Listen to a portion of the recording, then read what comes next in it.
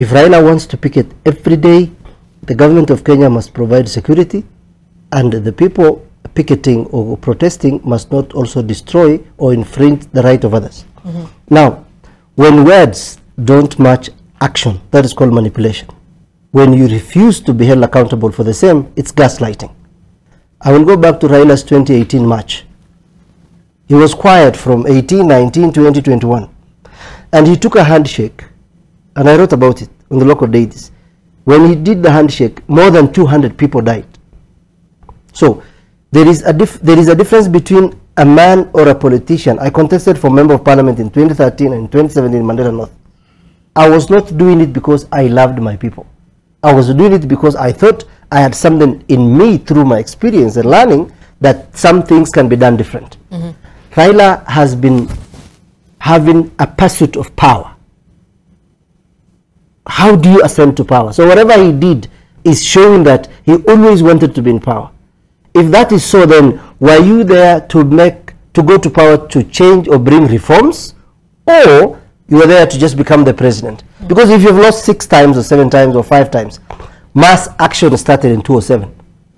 It was worse. Today we have a new constitution. Now, in democratic regimes, it implies that we have certain set of rules that all both in the decision making we must all adhere to. Raila had the right to go to court. He did, which is an election court, which is the Supreme Court. He argued his case. The court disagreed with him and said it is hot air, goose chase, and there was nothing. We had one of the most competitive elections. Now, what is happening is part of a political theory where people in the opposition will always want to stay relevant. If Raila gets quiet for a month, the same Kenyans will ask, where is Raila? Why is Raila quiet? It's paradoxical. Yeah, it is, because it's not everyone who has the courage to do what Raila does. It is not easy. It is not easy even to contest as a member of parliament. It is not easy to go to throw yourself into that ring. There are wolves in that part of this country, because election in this country is an auction of ethnic outfits coupled with people with money. Okay? Now, what does election does in this country? It has killed the dignity of the voter and the objective of having a vote in a country. When Kenyatta came to government, he did not look at a very prosperous country where citizens are informed. So he made sure Kenyatta Senior, Moi, Kibaki tried a bit, Uhuru never did. Civic education. An empowered society is a society that is informed and made decision on merits.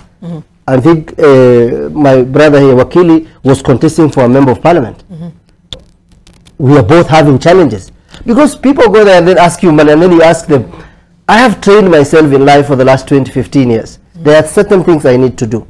So, protesting is within their rights. Now, rights come with obligations and responsibilities in the same constitution.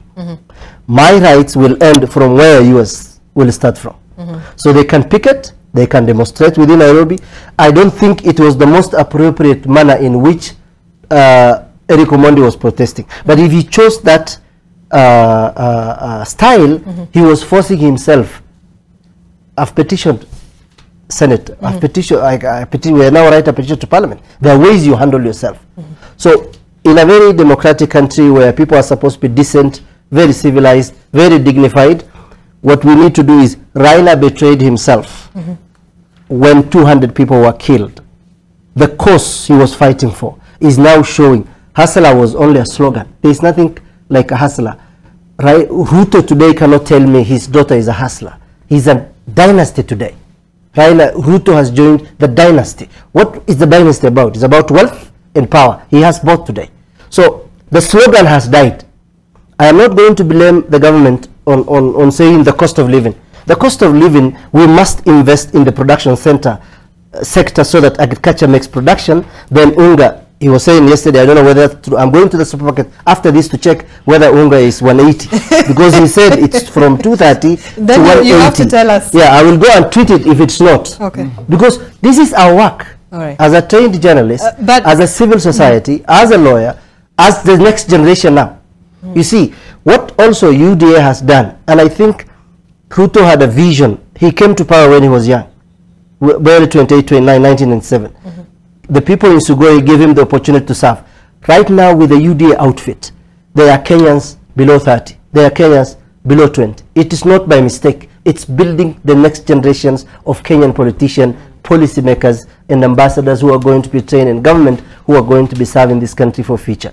But Raila has destroyed himself when 200 people died, and he went to seek handshake. He was quiet for 5 years. He lost the election. He is 80. I think he should give us a break and give us someone else from Nyanza, and then other Kenyans can also take the mantle. So